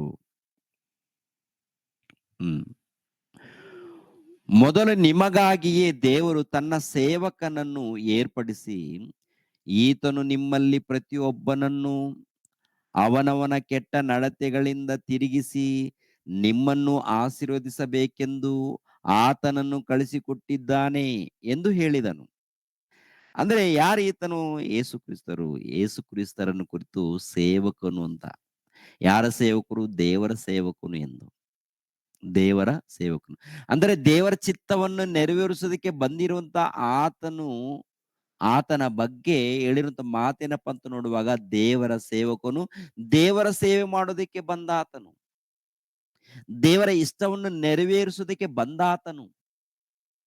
ದೇವರ ಇಷ್ಟ ಏನಪ್ಪಾ ಅಂತ ನೋಡುವಾಗ, ದೇವರ ಇಷ್ಟ ಏನಪ್ಪಾ ಅಂತ ನೋಡುವಾಗ, ತಿಮೋತಿಯನಿಗೆ ಬರೆದ ಮೊದಲನೇ ಪತ್ರಿಕೆ, ತಿಮೋತಿಯನಿಗೆ ಬರೆದ ಮೊದಲನೇ ಪತ್ರಿಕೆ 2ನೇ ಅಧ್ಯಾಯ, ಮೊದಲನೇ ಪತ್ರಿಕೆ 2ನೇ ಅಧ್ಯಾಯ 4ನೇ ವಚನ. ತಿಮೋತಿಯನಿಗೆ ಬರೆದ ಮೊದಲನೇ ಪತ್ರಿಕೆ 2ನೇ ಅಧ್ಯಾಯ 4ನೇ ವಚನ. ಎಲ್ಲಾ ಮನುಷ್ಯರು ರಕ್ಷಣೆಯನ್ನು ಹೊಂದಿ ಸತ್ಯದ ಜ್ಞಾನಕ್ಕೆ ಸೇರಬೇಕೆಂಬುದು ಆತನ ಚಿತ್ತವಾಗಿದೆ. ಎಲ್ಲಾ ಮನುಷ್ಯರು, ಅಂದ್ರೆ ಭೂಲೋಕದಲ್ಲಿ ಎಷ್ಟು ಮಂದಿ ಮಾನವರಿದ್ದಾರೋ ಎಲ್ಲಾ ಮನುಷ್ಯರು ರಕ್ಷಣೆಯನ್ನು ಹೊಂದಿ ಸತ್ಯದ ಜ್ಞಾನದಲ್ಲಿ ಸೇರ್ಬೇಕೆನ್ನುವಂಥದ್ದು ಆತನ ಚಿತ್ತವಾಗಿದೆ ಅಂತ. ದೇವರ ಚಿತ್ತವಾಗಿದೆ. ದೇವರಿಗೆ ಇಷ್ಟ. ದೇವರು ಮೆಚ್ಚುವಂಥದ್ದು. ದೇವರು ಮೆಚ್ಚುವಂತ ಕೆಲಸ ಮಾಡಿದ್ರೆ, ದೇವರು ಇಷ್ಟಪಡುವಂತ ಕೆಲಸ ಮಾಡಿದರೆ ಅದು ದೇವರ ಸೇವೆ ಪ್ರಿಯರೇ. ದೇವರು ಮೆಚ್ಚುವಂತ ಕೆಲಸ ಮಾಡಬೇಕು. ಅಂದ್ರೆ ದೇವರು ಮೆಚ್ಚುವಂತ ಕೆಲಸ ಏನು? ದೇವರಿಗೆ ಇಷ್ಟವಾದದ್ದೇನಪ್ಪ ಅಂತ ನೋಡುವಾಗ ಎಲ್ಲಾ ಮನುಷ್ಯರು ರಕ್ಷಣೆಯನ್ನ ಹೊಂದಿ ಸತ್ಯದ ಮಾರ್ಗದಲ್ಲಿ ನಡಿಬೇಕಂತ ಹೇಳ್ತಾರೆ. ಎಲ್ಲಾ ಮನುಷ್ಯರು ರಕ್ಷಣೆಯನ್ನ ಹೊಂದಿ ಸತ್ಯದ ಮಾರ್ಗದಲ್ಲಿ ನಡಿಬೇಕು. ಅಂದ್ರೆ ಪ್ರತಿಯೊಬ್ಬರು ಕೂಡ ರಕ್ಷಣೆ ಹೊಂದಬೇಕಾ? ರಕ್ಷಣೆ ಹೊಂದಬೇಕಾದ್ರೆ ಏನಾಗ್ಬೇಕು? ಮೊಟ್ಟ ಮೊದಲು ಯೇಸು ಕ್ರಿಸ್ತರನ್ನ ಅಂಗೀಕರಿಸಬೇಕು, ಒಪ್ಪಿಕೊಳ್ಳಬೇಕು. ತಂದೆಯಾದ ದೇವರನ್ನು ಒಪ್ಪಿಕೊಳ್ಳಬೇಕು, ಯೇಸು ಕ್ರಿಸ್ತರನ್ನು ಒಪ್ಪಿಕೊಳ್ಳಬೇಕು, ಪವಿತ್ರ ಆತ್ಮನನ್ನು ಒಪ್ಪಿಕೊಳ್ಳಬೇಕು. ಇವ್ರನ್ನ ತಿಳ್ಕೊಂಡು ಒಪ್ಪಿಕೊಂಡು ಆನಂತರ ಪಾಪ ಕ್ಷಮಾಪಣೆ ನಿಮಿತ್ತವಾಗಿ ದೀಕ್ಷಾಸ್ಥಾನ ಪಡ್ಕೊಳ್ಬೇಕು. ದೀಕ್ಷಾಸ್ಥಾನ ಪಡ್ಕೊಂಡ ಮೇಲೆ ಏನ್ರಿ, ರಕ್ಷಣೆಯ ಮಾರ್ಗದಲ್ಲಿ ಅಂದ್ರೆ ಯೇಸು ಕ್ರಿಸ್ತರ ಸಭೆಯಲ್ಲಿ ಸೇರಿಸಲ್ಪಡ್ತೀವಿ. ಯೇಸು ಕ್ರಿಸ್ತರ ಸಭೆಯಲ್ಲಿ ಸೇರಿಸಲ್ಪಟ್ಟಿದೀವಿ ನೋಡಿ, ಅದು ರಕ್ಷಣೆಯ ಮಾರ್ಗ.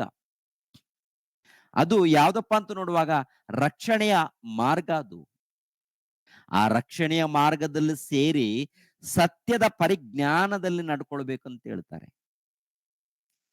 ಸತ್ಯದ ಪರಿಜ್ಞಾನ, ಸತ್ಯದ ಜ್ಞಾನದಲ್ಲಿ ನಡ್ಕೊಳ್ಬೇಕು. ಸತ್ಯದ ಜ್ಞಾನದಲ್ಲಿ ನಡ್ಕೊಳ್ಬೇಕಾದ್ರೆ ಪ್ರಿಯರ ದೇವರ ಮಕ್ಕಳಿರ ಮತ್ತೇನ್ ಮಾಡ್ಬೇಕು? ಗ್ರಂಥವನ್ನು ಓದ್ಬೇಕು. ಅಂದ್ರೆ ದೇವರನ್ನ ಅರ್ಥ ಮಾಡ್ಕೊಳ್ಬೇಕು, ತಿಳ್ಕೊಳ್ಬೇಕು, ಓದ್ಬೇಕು, ಅದರ ಪ್ರಕಾರ ನಡೆದುಕೊಳ್ಬೇಕು ಅಂತ ಹೇಳ್ತಾರೆ. ಅದರ ಪ್ರಕಾರ ನಡೆದುಕೊಳ್ಬೇಕಂತ ಹೇಳ್ತಾರೆ ಪ್ರಿಯರೇ. ಇದು ನನಗೆ ಇಷ್ಟ ಅಂತ ಹೇಳಿದ್ದಾರೆ. ಅದಕ್ಕೆ ಯೇಸು ಪ್ರಭು ಈ ಲೋಕಕ್ಕೆ ಬಂದಾಗ ದೇವರ ಇಷ್ಟವನ್ನು ನೆರವೇರಿಸುವುದಕ್ಕೆ ನಾನು ಬಂದಿದ್ದೇನಂತ ಹೇಳ್ತಾರೆ. ದೇವರ ಇಷ್ಟವನ್ನು ನೆರವೇರಿಸುವುದಕ್ಕೆ. ಅದಕ್ಕೆ ಅಪೋಸ್ತಲರನ್ನ ಬದಲಾವಣೆ ಮಾಡಿದ್ದಾರೆ. ಅಂದ್ರೆ ಪ್ರಿಯರ ದೇವರ ಮಕ್ಕಳಿರ 1ನೇ ಶತಮಾನದಲ್ಲಿ ಕೆಲವರನ್ನ ಆರಿಸ್ಕೊಳ್ತಾರಲ್ವಾ, ಅವ್ರಿಗೆ ಅಪೋಸ್ತಲರು ಅಂತ ಹೇಳಿ ಹೆಸರಿಡ್ತಾರೆ. ಅಪೋಸ್ತಲರು ಅಂದ್ರೆ ಕಳಿಸಲ್ಪಟ್ಟವರು ಅಂತ. ಇವ್ರನ್ನ ಆರಿಸ್ಕೊಂಡು ಪ್ರಿಯರ ದೇವರ ಮಕ್ಕಳಿರ ಮೊಟ್ಟ ಮೊದಲು ಇವರು ಕೂಡ ಒಂದು ರೀತಿಯಲ್ಲಿ ಏನ್ರಿ ಯಹೋದ್ಯರ ಒಂದು ವಂಶದಲ್ಲಿ ಹುಟ್ಟಿದವರು.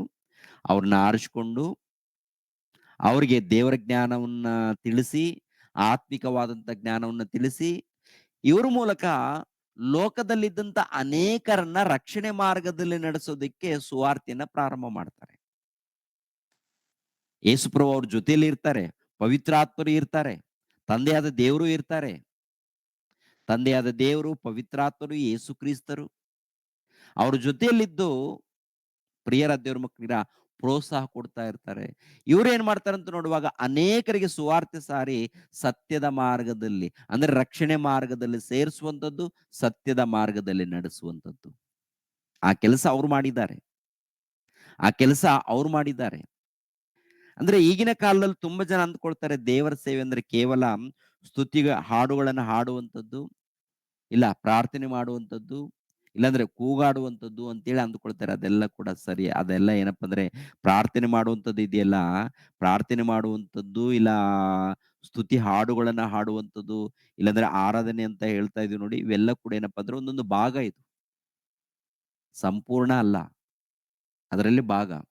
ಸಂಪೂರ್ಣ ಅಂತ ನೋಡುವಾಗ ಪ್ರಾರ್ಥನೆ ಮಾಡಬೇಕು, ಹಾಡುಗಳನ್ನ ಹಾಡಬೇಕು, ಏನ್ರಿ ವಾಕ್ಯಗಳನ್ನ ಧ್ಯಾನಿಸ್ಬೇಕು, ವಾಕ್ಯಗಳನ್ನು ಓದ್ಬೇಕು, ಆನಂತರ ಸಭೆ ಸಹವಾಸದಲ್ಲಿರ್ಬೇಕು, ಕರ್ತನ ಮೇಜಿನಲ್ಲಿ ಕೈ ಹಾಕ್ಬೇಕು, ಆನಂತರ ಕಾಣಿಕೆಯನ್ನು ಕೂಡ ಕೊಡಬೇಕು, ಆನಂತರ ದೇವರ ಸೇವೆಯನ್ನು ಮಾಡಬೇಕು.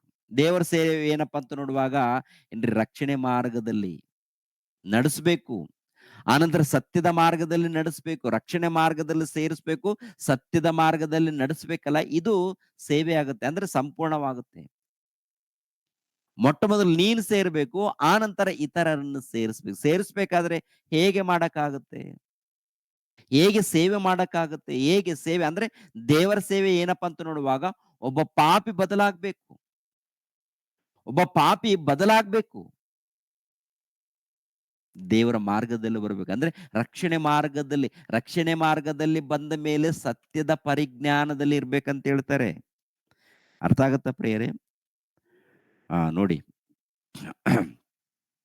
ಎಲ್ಲಾ ಮನುಷ್ಯರು ರಕ್ಷಣೆಯನ್ನ ಹೊಂದಿ ಸತ್ಯದ ಜ್ಞಾನಕ್ಕೆ ಸೇರಬೇಕೆಂಬುದು ಆತನ ಚಿತ್ತವಾಗಿದೆ. ಎಲ್ಲಾ ಮನುಷ್ಯರು ಅಂತ ಹೇಳ್ತಾರೆ. ಕನಿಷ್ಠ ಪಕ್ಷದಲ್ಲಿ ನಾವು ರಕ್ಷಣೆ ಮಾರ್ಗದಲ್ಲಿ ಸೇರಿದ್ದೀವಾ? ರಕ್ಷಣೆ ಮಾರ್ಗದಲ್ಲಿ ಸೇರಿದ ಮೇಲೆ ಸತ್ಯದ ಜ್ಞಾನದಲ್ಲಿ ಸೇರ್ಕೊಂಡಿದ್ದೀವಾ? ರಕ್ಷಣೆಯನ್ನು ಪಡಿಬೇಕಾದ್ರೆ ಮೊಟ್ಟ ಮೊದಲು ದೀಕ್ಷೆ ಸ್ಥಾನ ನಡಿಬೇಕು. ಕೆಲವರು ದೀಕ್ಷೆ ಸ್ಥಾನನೇ ಪಡ್ಕೊಂಡಿಲ್ಲ. ಮತ್ತೆ ಇವ್ರಿಗೆ ಸುವಾರ್ತೆ ತಲುಪಿದೆಯಾ ಇಲ್ವೋ ಅಂತ ನೋಡುವಾಗ ಎಲ್ಲರ ಕೈಯಲ್ಲಿ ಗ್ರಂಥ ಇದೆ. ಅಂದ್ರೆ ಅನೇಕರ ಕೈಯಲ್ಲಿ ಬೈಬಲ್ ಗ್ರಂಥ ಇದೆ. ಇನ್ನು ದೀಕ್ಷೆ ಸ್ಥಾನ ಪಡ್ಕೊಂಡಿಲ್ಲ. ದೀಕ್ಷೆ ಸ್ಥಾನ ಪಡ್ಕೊಂಡಿಲ್ಲ ಅಂದ್ರೆ ಎಲ್ಲಿಲ್ಲ ಇವರು? ರಕ್ಷಣೆ ಮಾರ್ಗದಲ್ಲಿ ಇಲ್ಲ. ಮತ್ತೆಲ್ಲಿಲ್ಲ? ಮತ್ತೆಲ್ಲಿಲ್ಲ? ಕ್ರೈಸ್ತರೆಂಬ ಹೆಸರು ಕೂಡ ಇಲ್ಲ. ಕ್ರೈಸ್ತರೇ ಹೆಸರು ಬಂದಿಲ್ಲ. ರಕ್ಷಣೆ ಮಾರ್ಗದಲ್ಲಿ ಸೇರಿಸಲ್ಪಟ್ಟಿಲ್ಲ. ಮತ್ತೆ ಸತ್ಯದ ಪರಿಜ್ಞಾನ ಇರುತ್ತಾ? ಸತ್ಯದ ಪರಿಜ್ಞಾನ ಇಲ್ಲದೆ ತಪ್ಪುಗಳು ಆರಾಧನೆಗಳು ನಡೀತಾ ಇರುತ್ತೆ ತುಂಬಾ ಕಡೆ.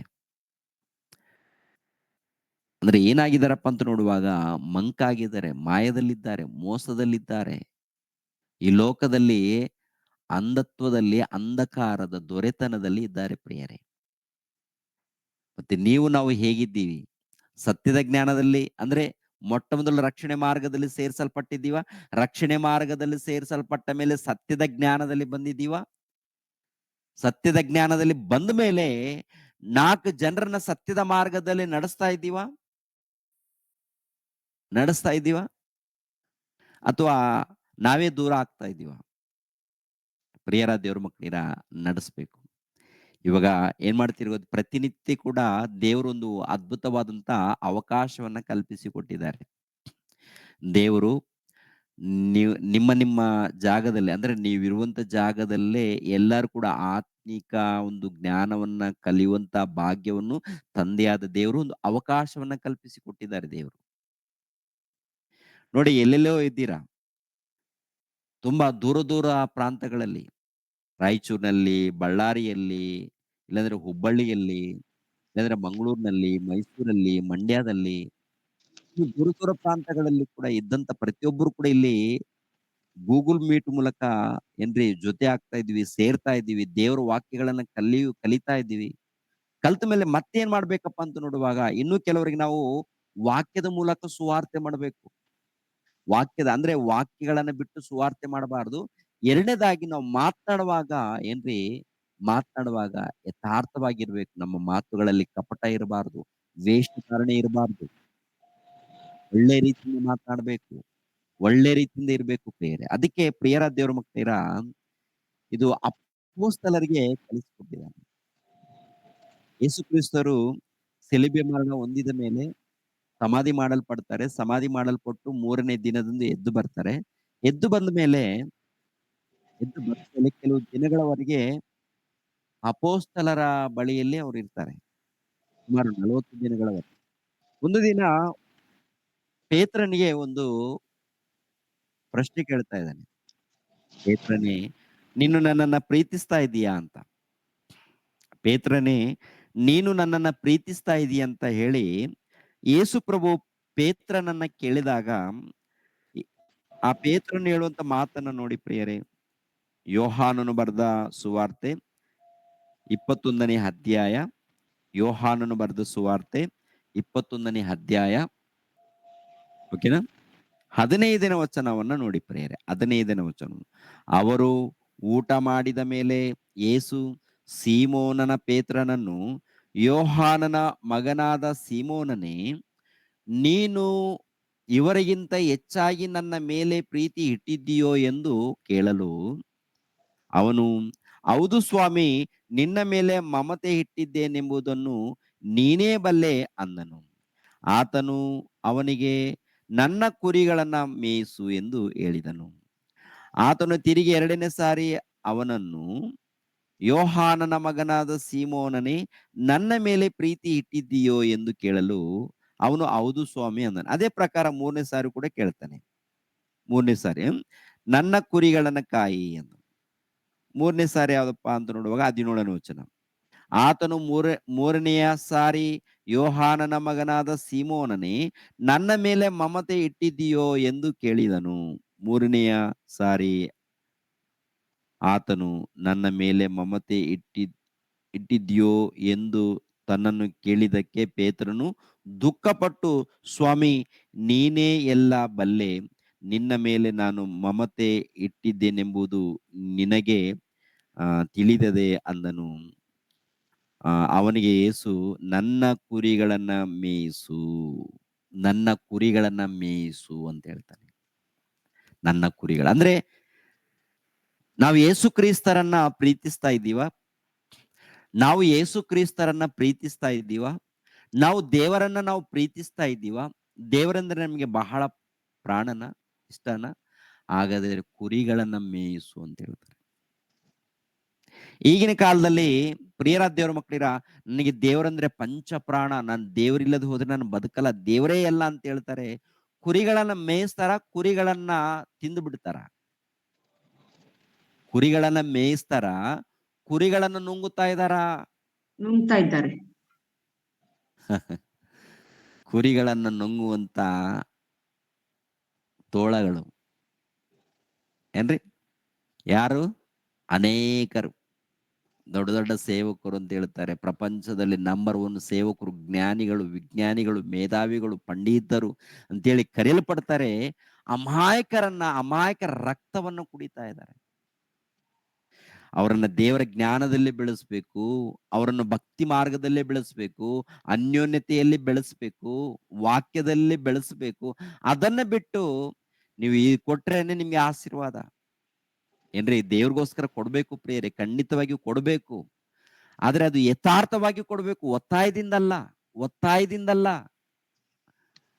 ಒತ್ತಾಯದಿಂದ ಕೊಡೋದು ದೇವ್ರಿಗೆ ಇಷ್ಟ ಇಲ್ಲ. ಕೊಡ್ಬೇಕು ದೇವ್ರಿಗೋಸ್ಕರ. ಮೊಟ್ಟ ಮೊದಲು ನಿನ್ನ ದೇಹವನ್ನು ಕೊಡು, ನಿನ್ನ ಹೃದಯವನ್ನು ಕೊಡು ಯಥಾರ್ಥವಾಗಿ. ಆನಂತರ ನಿನ್ನ ಹೃದಯದಲ್ಲಿ ಏನ್ ಕೊಡ್ಬೇಕನ್ಸಿದ್ಯೋ ಅದನ್ನ ದೇವರ ಸೇವೆ ನಿಮಿತ್ತವಾಗಿ ಕೊಡು. ನಿಜವಾಗ್ಲೂ ದೇವರ ಕೆಲಸ ಇದೆಯಾ? ದೇವರ ಸುವಾರ್ತೆ ಕಾರ್ಯಕ್ರಮ ಇದೆಯಾ? ಆ ಸುವಾರ್ತೆ ಕಾರ್ಯಕ್ರಮ ಇದ್ದಾಗ 4 ಆತ್ಮಗಳನ್ನ ಕರ್ಕೊಂಡು ಬರೋದಕ್ಕೆ ಏನಾದ್ರೂ ಪ್ರಯತ್ನ ಮಾಡ್ಬೇಕು. ಅಂದ್ರೆ ಅದು ಯಥಾರ್ಥವಾಗಿ ಭಕ್ತಿಯಿಂದ ನಾವು ಪ್ರಯತ್ನ ಮಾಡಬೇಕು. ಕೆಲವು ಕಡೆ ಪ್ರಿಯರಾದ ದೇವ್ರ ಮಕ್ಕಳಿರ ಕಿರಿಕಿರಿ ಇರುತ್ತೆ, ಸಮಸ್ಯೆಗಳಿರುತ್ತೆ. ಅಂತ ಕಡೆ ನೀವು ಜಾಗೃತಿಯಿಂದ ಇರ್ಬೇಕಾಗತ್ತೆ ಪ್ರಿಯರೇ. ಅಂತ ಕಡೆ ಜಾಗೃತಿಯಿಂದ ಇರ್ಬೇಕು. ಯಾಕೆಂದ್ರೆ ಹೊರಗಡೆ ನೋಡುವಾಗ ಕೆಲವು ಕಡೆ ಇರುತ್ತೆ, ಇದು ಮತಾಂತರ ಅಂತ ಸ್ವಲ್ಪ ಕಿರಿಕಿರಿ ಕೂಡ ನಡೀತಾ ಇರುತ್ತೆ. ಆದ್ದರಿಂದ ನೀವು ನೋಡಿ ಜಾಗೃತಿಯಿಂದಿರಿ. ಒಟ್ಟಲ್ಲಿ ನಿಮ್ಮ ನಡವಳಿಕೆ ಆಗಿರ್ಬೋದು, ನಿಮ್ಮ ಮಾತುಗಳಾಗಿರ್ಬೋದು, ನಿಮ್ಮ ಪ್ರವರ್ತನೆ ಆಗಿರ್ಬೋದು, ಅದು ದೇವರು ಮೆಚ್ಚುವಂತ ರೀತಿಯಲ್ಲಿ ಇರಬೇಕು. ಎರಡನೇದಾಗಿ ದೇವರ ಮಾರ್ಗದಲ್ಲಿ ನಡೆಸ್ಬೇಕು. ಅಂದ್ರೆ ಅನೇಕರನ್ನ ರಕ್ಷಣೆ ಮಾರ್ಗದಲ್ಲಿ ಸೇರಿಸ್ಬೇಕಂದ್ರೆ ಅವರನ್ನ ಏನ್ರಿ ಸತ್ಯದ ಮಾರ್ಗದಲ್ಲಿ ನಡೆಸ್ಬೇಕಂತ ಹೇಳ್ತಾರೆ. ಮೊಟ್ಟ ಮೊದಲು ನಾವು ರಕ್ಷಣೆ ಮಾರ್ಗದಲ್ಲಿ ಸೇರ್ಬೇಕು, ಆನಂತರ ಸತ್ಯದ ಮಾರ್ಗದಲ್ಲಿ ನಡಿಬೇಕು. ನಡೆದ ಮೇಲೆ ನಮ್ಮ ಕುಟುಂಬವನ್ನ ಕಾಪಾಡಿಕೊಂಡು ಆಮೇಲೆ ಹೊರಗಡೆ ಇದ್ದವರನ್ನ ಕಾಪಾಡಿಕೊಳ್ಳೋದಕ್ಕೆ ನಾವು ಪ್ರಯತ್ನ ಮಾಡ್ಬೇಕು. ಅದು ಸೇವೆ ಆಗುತ್ತೆ ವಿನಃ ತುಟಿ ಮಾತುಗಳಿಂದ ಏನ್ರಿ ಮಾತಾಡಿರೋದಲ್ಲ. ತುಟಿ ಮಾತುಗಳಲ್ಲಿ ಏನಪ್ಪಾ ಅಂದ್ರೆ ಸೇವೆಯಲ್ಲಿ ಒಂದು ಭಾಗ, ಸೇವೆಯಲ್ಲಿ ಒಂದು ಭಾಗ. ಹೊರಗಡೆ ನೋಡುವಾಗ ಕೆಲವ್ರು ಏನ್ ಮಾಡ್ತಾ ಇದಾರೆ ಅಂತ ನೋಡುವಾಗ ಏನ್ರಿ ವಿಚಿತ್ರವಾಗಿದ್ದಾರೆ ಪ್ರಿಯರೇ. ವಿಚಿತ್ರವಾಗಿ ನಾವು ದೆವ್ವ ಬಿಡಿಸ್ತೀವಿ, ನಾವು ಭೂತಗಳನ್ನು ಬಿಡಿಸ್ತೀವಿ ಅಂತೇಳಿ ಏನ್ರಿ ಅನ್ಯಾಯ ಮಾಡ್ತಾ ಇರ್ತಾರೆ, ಮೋಸ ಮಾಡ್ತಾ ಇರ್ತಾರೆ. ನಾವು ಪ್ರಾರ್ಥನೆ ಮಾಡಿದ್ರೆ ಇಷ್ಟು ಕೊಡಬೇಕು, ಅಷ್ಟು ಕೊಡ್ಬೇಕಂತೇಳಿ ಇದನ್ನು ಕೇಳ್ತಾ ಇರ್ತಾರೆ. ಇವೆಲ್ಲ ಕೂಡ ಮೋಸ ನಡೀತಾ ಇದೆ. ಈ ದಿನಗಳಲ್ಲಿ ನೀವೆಲ್ಲರೂ ಕೂಡ ಶ್ರದ್ಧೆಯಿಂದ ಇರಬೇಕು, ಜಾಗೃತಿಯಿಂದ ಇರಬೇಕು. ನಿಮ್ಮ ಆತ್ಮಗಳನ್ನು ನೀವು ಕಾಪಾಡಿಕೊಳ್ಳಬೇಕು. ಆನಂತರ ಸತ್ಯದ ಮಾರ್ಗದಲ್ಲಿ ನೀವು ನಡಿಬೇಕು, ಅನೇಕರನ್ನ ನಡೆಸಬೇಕು. ಆ ಜವಾಬ್ದಾರಿ ನಿಮ್ಗೂ ಇದೆ, ನನಗೂ ಇದೆ. ನೀವು ಮಾಡ್ಬೇಕು, ನಾನು ಮಾಡ್ಬೇಕು. ಎಲ್ಲರೂ ಕೂಡ ಕ್ರಿಸ್ತನಿಗೆ ಒಳಪಟ್ಟು ದೇವರಿಗೆ ವಿಧೇಯರಾಗಿ ಭಯ ಭಕ್ತಿಯಿಂದ ನಾವು ನಡ್ಕೋಬೇಕು, ನೀವು ನಡ್ಕೊಳ್ಬೇಕು, ಎಲ್ಲಾರು ನಡ್ಕೊಳ್ಬೇಕು. ನಡ್ಕೊಂಡಾಗ ಏನ್ರಿ ಪ್ರಿಯರಾದ ದೇವ್ರ ಮಕ್ಕಳಿರ, ಅವಾಗ ದೇವರು ಸಂತೋಷ ಪಡ್ತಾರೆ ಪ್ರಿಯರೇ. ದೇವರು ಸಂತೋಷ ಪಡ್ತಾರೆ. ಅವಾಗ ದೇವರ ಚಿತ್ತ ನೆರವೇರುತ್ತೆ ಪ್ರಿಯರಾದ ದೇವರ ಮಕ್ಕಳಿರ. ಇವಾಗ ಯೇಸು ಕ್ರಿಸ್ತರ ಮೂಲಕ ದೇವರ ಚಿತ್ತ ನೆರವೇರಿದೆ. ಯೇಸು ಕ್ರಿಸ್ತರ ಮೂಲಕ ದೇವರ ಚಿತ್ತ ನೆರವೇರಿದೆ. ಅಪೋಸ್ತಲರ ಮೂಲಕ ದೇವರ ಚಿತ್ತ ನೆರವೇರಿದೆ.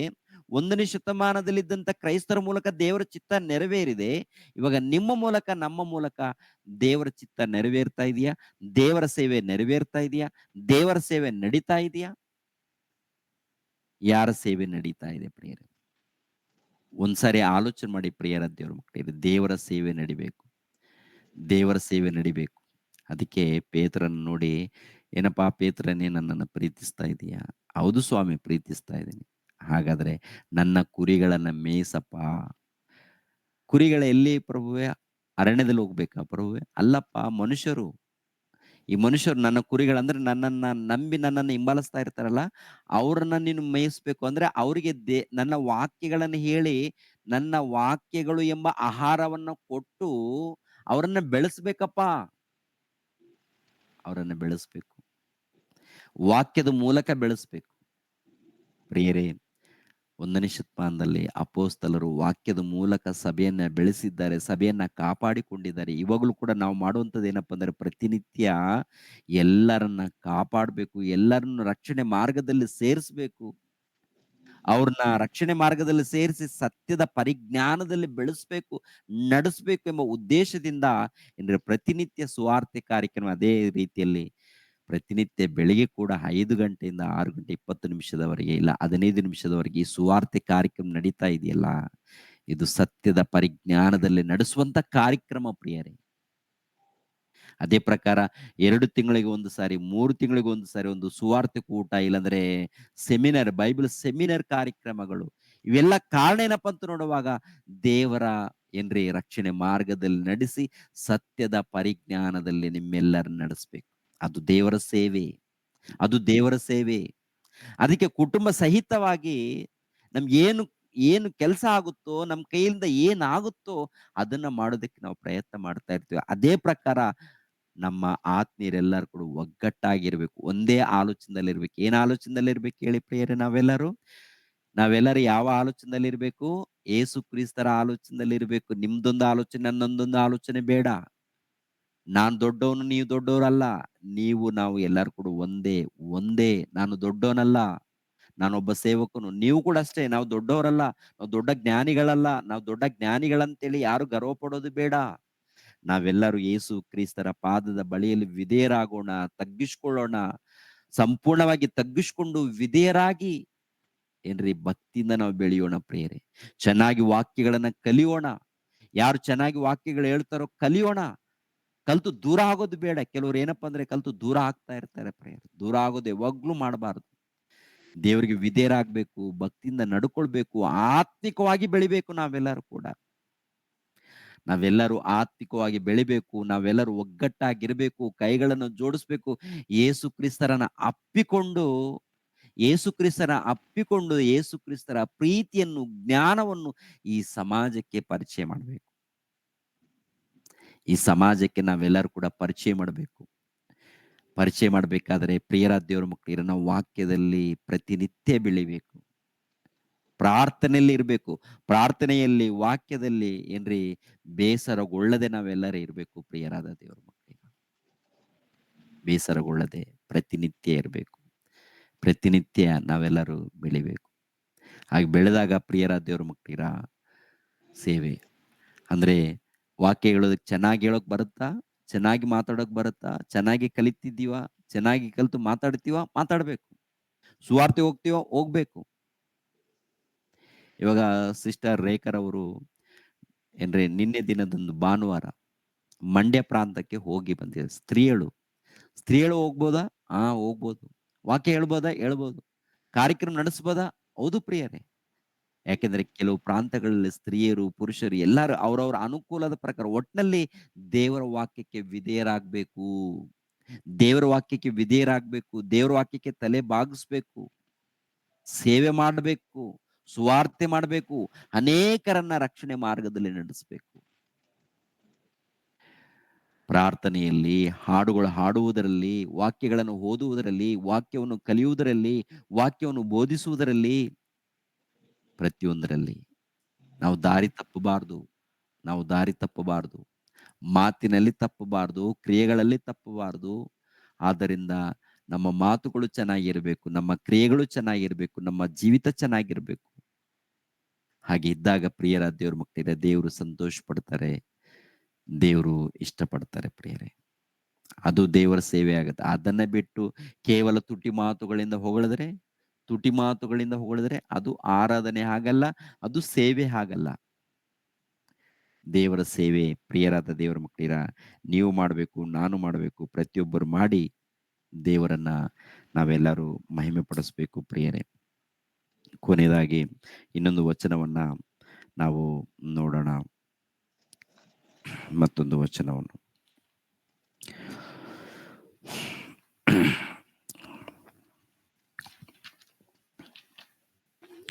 ಹಿಬ್ರಿಯರಿಗೆ ಬರೆದ ಪತ್ರಿಕೆ, ಕೊನೆಯದಾಗಿ ಹಿಬ್ರಿಯರಿಗೆ ಬರೆದ ಪತ್ರಿಕೆ 11ನೇ ಅಧ್ಯಾಯ, ಹಿಬ್ರಿಯರಿಗೆ ಬರೆದ ಪತ್ರಿಕೆ 11ನೇ ಅಧ್ಯಾಯ 38ನೇ ವಚನವನ್ನು ನೋಡಿ ಪ್ರಿಯರೇ. 38ನೇ ವಚನ. ಇಂಥವರಿಗೆ ಈ ಲೋಕವು ಯೋಗ್ಯ ಸ್ಥಳವಲ್ಲ. ಅವರು ತಮ್ಮ ದೇಶದ ಕಾಡು ಬೆಟ್ಟ ಗವಿ ಕುಣಿಗಳಲ್ಲಿ ಅಲೆಯುವವರಾಗಿದ್ದರು. ಇವರೆಲ್ಲರೂ ನಂಬಿಕೆಯ ಮೂಲಕ ಒಳ್ಳೆಯ ಹೆಸರನ್ನು ಸಂಪಾದಿಸಿಕೊಂಡಿದ್ದರೂ ವಾಗ್ದಾನದ ಫಲವನ್ನು ಹೊಂದಲಿಲ್ಲ. ದೇವರು ನಮಗೋಸ್ಕರ ಶ್ರೇಷ್ಠವಾದ ಭಾಗ್ಯವನ್ನು ಏರ್ಪಡಿಸಿ ನಾವಿಲ್ಲದೆ ಅವರು ಸಿದ್ಧಿಗೆ ಬರಬಾರದೆಂದು ಸಂಕಲ್ಪಿಸಿದನು. ಅಂದ್ರೆ ಪ್ರಿಯರ ದೇವರ ಮಕ್ಕಳಿರ, ಯಥಾರ್ಥವಾಗಿ ಯಾರ್ಯಾರು ಭಕ್ತಿಯಿಂದ ಸೇವೆ ಮಾಡ್ತಾರೋ ಅವರೆಲ್ಲರಿಗೆ ನಿತ್ಯ ಲೋಕ ಇದೆಯಂತೆ. ಅವರೆಲ್ಲರೂ ಒಮ್ಮೆಗೆ ಪರಲೋಕಕ್ಕೆ ಹೋಗ್ತಾರಂತೆ. ಅಂದ್ರೆ ಕ್ರೈಸ್ತ ಪೂರ್ವದಲ್ಲಿ ಸೇವೆ ಮಾಡಿದವರು, 1ನೇ ಶತಮಾನದಲ್ಲಿ ಸೇವೆ ಮಾಡಿದವರು, ಆನಂತರ ಯೇಸು ಕ್ರಿಸ್ತರ 2ನೇ ಆಗಮನದವರೆಗೆ ಸೇವೆ ಮಾಡುವಂತ ಎಲ್ಲರೂ ಕೂಡ, ಸೇವೆ ಮಾಡಿ ಮರಣ ಹೊಂದಿದಂತ ಎಲ್ಲರೂ ಕೂಡ ಒಂದು ಸ್ಥಳಕ್ಕೆ ಹೋಗ್ತೀವಿ, ಅದು ಪರದೇಶಿಗೆ ಹೋಗ್ತೀವಿ.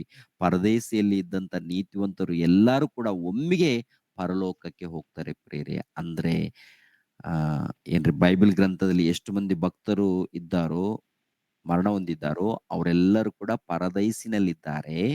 ಅದೇ ಪ್ರಕಾರ ಈ ದಿನಗಳಲ್ಲಿ ಯಾರಾದ್ರೂ ಭಕ್ತರಾಗಿ ಜೀವಿಸ್ತಾರೋ, ಯಥಾರ್ಥವಾಗಿ ಸೇವೆ ಮಾಡಿ ಬದುಕ್ತಾರೋ, ಅವರು ಮರಣ ಹೊಂದಿದ ಮೇಲೆ ಅವರೆಲ್ಲರೂ ಕೂಡ ಪರದೇಶಿಗೆ ಹೋಗ್ತಾರೆ. ಯೇಸು ಕ್ರಿಸ್ತರು 2ನೇ ಆಗಮನದಲ್ಲಿ ಬಂದ ಮೇಲೆ ನಾವು ಎಲ್ಲರೂ ಒಗ್ಗಟ್ಟಾಗಿ ಪರಲೋಕಕ್ಕೆ ಹೋಗ್ತೀವಿ ಪ್ರಿಯರೇ. ಆ ಪರಲೋಕವನ್ನು ನಾವು ಪಡ್ಕೊಳ್ಬೇಕಾದ್ರೆ ಈ ಲೋಕದಲ್ಲಿ ಮೊಟ್ಟ ಮೊದಲು ದೇವರನ್ನು ತಿಳ್ಕೊಳ್ಬೇಕು. ತಿಳಿದುಕೊಂಡು ದೇವರಿಗೆ ವಿಧೇಯರಾಗಬೇಕು. ದೀಕ್ಷಾಸ್ಥಾನ ಎಂಬ ರಕ್ಷಣೆ ಮಾರ್ಗದಲ್ಲಿ ಸೇರ್ಬೇಕು. ಆಮೇಲೆ ಸತ್ಯದ ಪರಿಜ್ಞಾನವನ್ನು ಪಡ್ಕೊಳ್ಬೇಕು. ದೇವರ ಸೇವೆ ಮಾಡಬೇಕು.